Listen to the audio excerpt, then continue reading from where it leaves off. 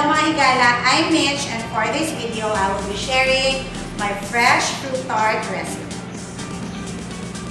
For the crust, we need 3/4 cup Bravo butter, 1/2 cup Sugar King powdered sugar, 1 1/2 cup all-purpose flour, and 1 tablespoon vanilla extract. Then for our pastry cream, we need 4 pieces egg yolks, 2 tablespoon cornstarch, 1/2 cup Bravo condensed milk, 1/2 cup granulated white sugar, 1 cup Arla full cream milk, 2 teaspoon vanilla extract,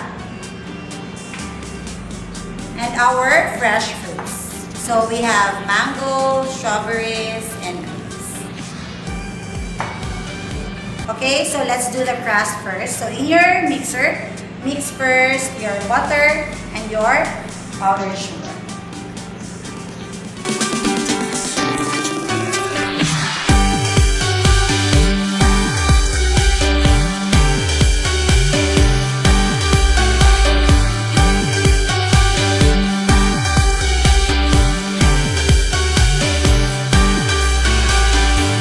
After 1 minute, slowly add your vanilla extract.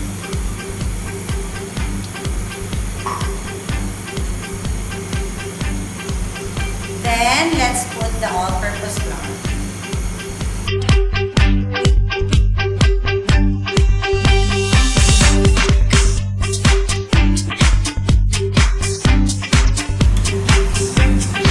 Then, mix this one around 2 minutes or until it forms a dough.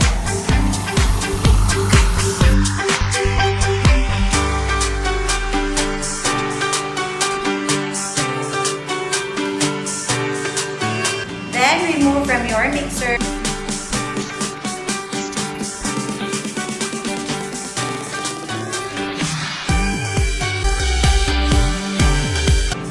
Then get a cookie sheet and your cling wrap.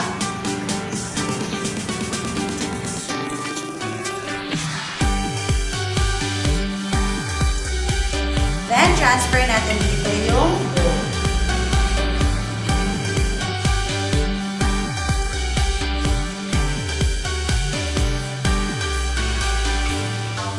Let's put again another cling wrap bago natin siya i-roll out.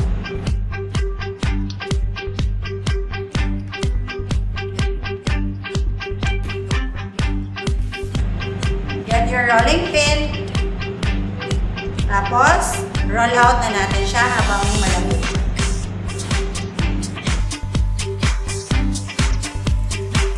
Roll it around 1/4 inch yung thickness.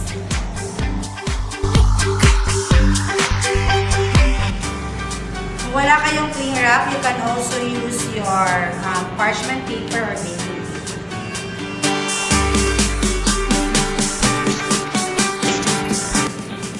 Then, let's chill this one around 10 minutes bago natin siya ilagay sa tart pan. So, while chill natin yung crust, let's do the pastry cream. So, in your saucepan, mix in your egg yolks, your milk, sugar,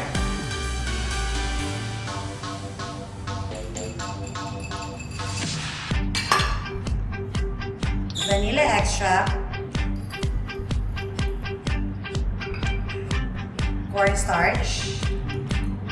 Tapos, mix this one first. Then, lastly, add your condensed milk.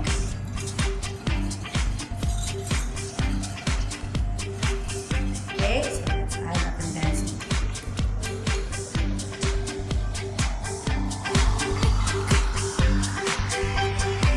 Don't forget forget to mix this one first bago natin i-on yung fire.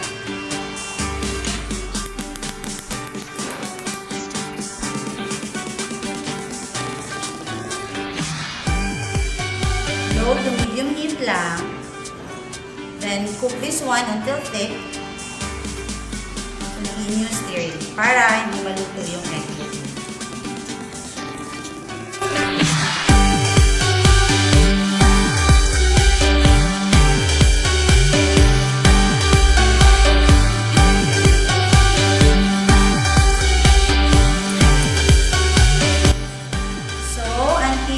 Thick or ganito yung consistency. Okay? So, this is your pastry cream or your custard.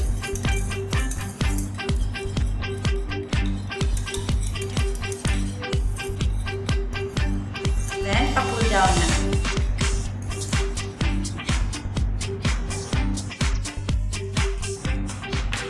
So, our dough is chilled already. Let's cut. Tapos, let's also get our tart pan. So, this is my tart pan. I also have some round cutter na alam kong kasya for my tart pan.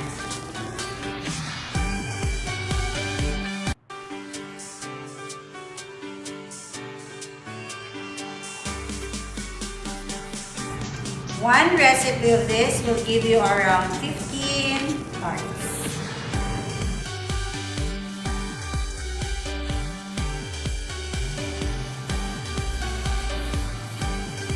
Okay, so get your dough first. Kailangan hindi siya ganun katigas, hindi rin ganun kalambot. Tapos, press sa pan.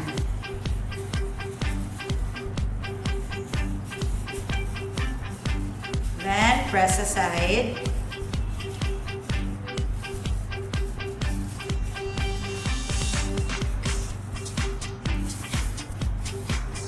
Make sure to press yung corner.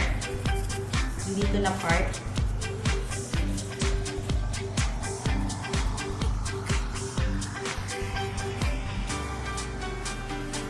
Then, once malambot na ulit yung dough, you can chill it again.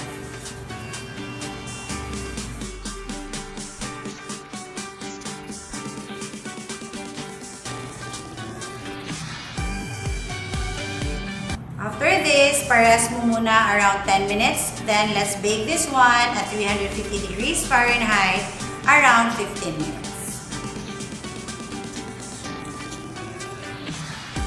Or if you don't have those small tart pan, you can also use your mini cupcake pan.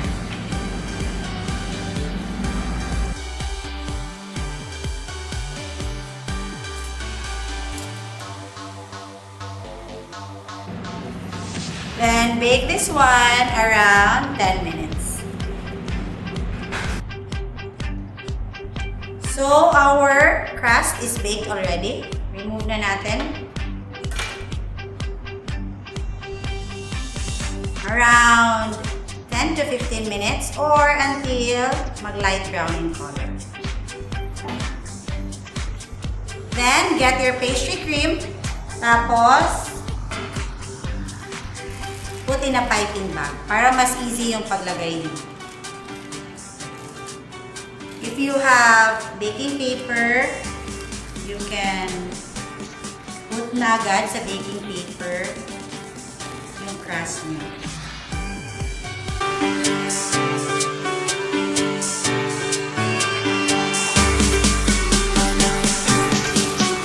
Let's put the pastry cream.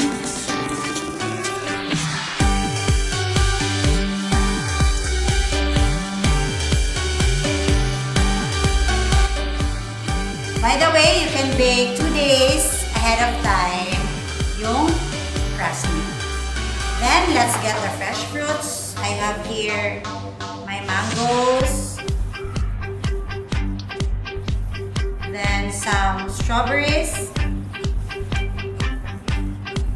And some grapes.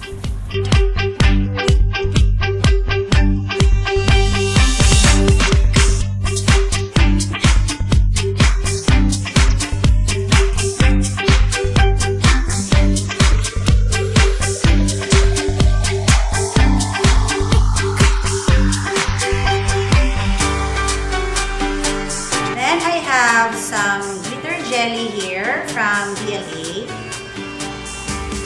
So you can brush your glitter jelly sa fruits para hindi siya madali mag-brown, especially for the mangoes.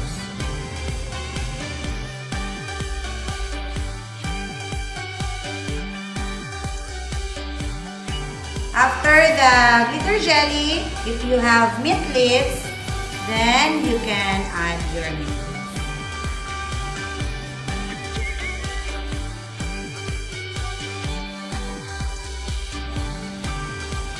There you go, our fresh fruit tarts. Again, for the ingredients, you can visit Sweet House Baking Store here in Cagayan de Oro. And don't forget to like and subscribe our YouTube channel. Enjoy baking!